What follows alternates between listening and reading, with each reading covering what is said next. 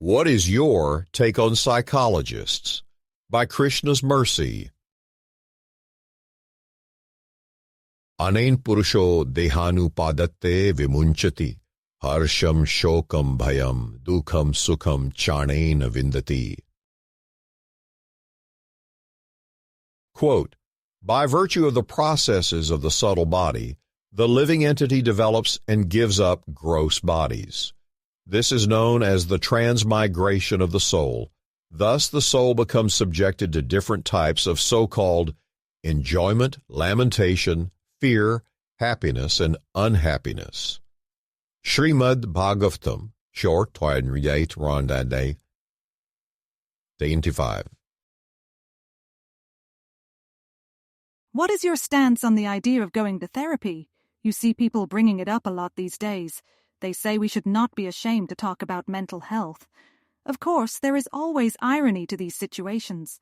The people bringing up mental health are often the ones who treat people terribly. At least that has been my experience. They yell and they scream. They demean others over something trivial like political affiliation. They accuse others of violence due to silence. I am still having trouble understanding that one. How is not saying something the equivalent of taking a hammer to someone's head? Perhaps these are the people that need to work on their mental health, since they seem to have lost their minds. Anyway, before I descend further into making jokes, think about the landscape as it stands. You have these online coaches who often try to cash in on their credentials. They have a medical degree, you see, and so now they can make videos about what to eat. They are a doctor in real life, so they charge other people fees for advice on everything from finding purpose in life to taking care of their children. Then there are the professional counselors. There is the corresponding medication that gets prescribed. These mass shootings almost always involve some kind of antidepressant medication in the background. You are not supposed to bring that up, but I will. Are these psychologists good or bad? Are they helping people or hurting them? The joke I have always made is that you only need to see a therapist if you have no real friends. If you have a friend, you can share your troubles with them. Most of the time, people are not desperate for solutions. They just need an outlet. They want to unburden themselves, if you know what I mean. They need someone to talk to. The opinion of His Divine Grace A.C. Bhaktivedanta Swami Prabhupada is that there must be acknowledgement of a critical factor. This is the first requirement. It is the baseline condition, sort of like showing your medical coverage card prior to the appointment with the doctor or therapist. If you lack this basic understanding, you will not make meaningful progress. That factor is the difference between matter and spirit. More specifically, there are two kinds of matter at play with the living being who is always viable. There are the gross elements, earth, water, fire, air, and ether. There are also the subtle elements, mind, intelligence, and ego. The subtle elements make the subtle body. It is the subtle body which triggers the further development of the gross body. To assist in our understanding, let's say that I decide to enter the field of mixed martial arts. For whatever reason, life is not cutting it for me at the moment. I am bored. I lack direction. I want a sense of purpose. In the beginning, I start training. I change my diet. A few months later, I enter my first competition. It does not go well. Familiar with the term ragdolling? That perfectly describes the visual. I get tossed around the ring. Afterwards, I can barely walk. It feels as though my entire body is broken. Bruises everywhere. Blood pouring out. Not a pretty sight.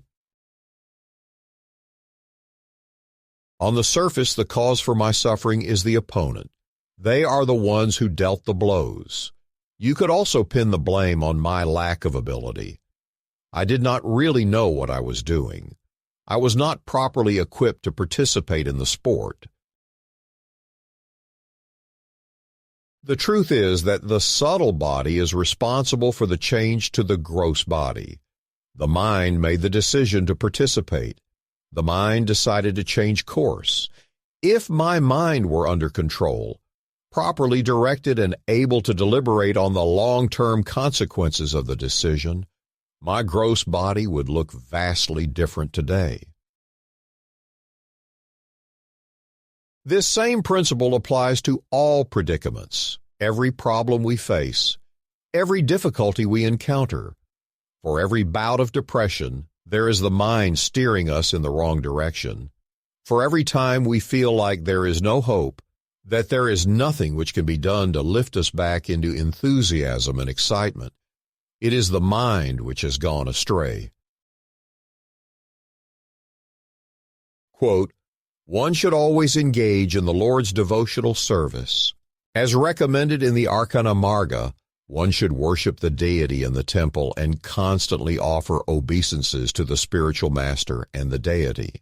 These processes are recommended to one who actually wants to become free from material entanglement. Modern psychologists can study the actions of the mind thinking, feeling, and willing, but they are unable to go deep into the matter.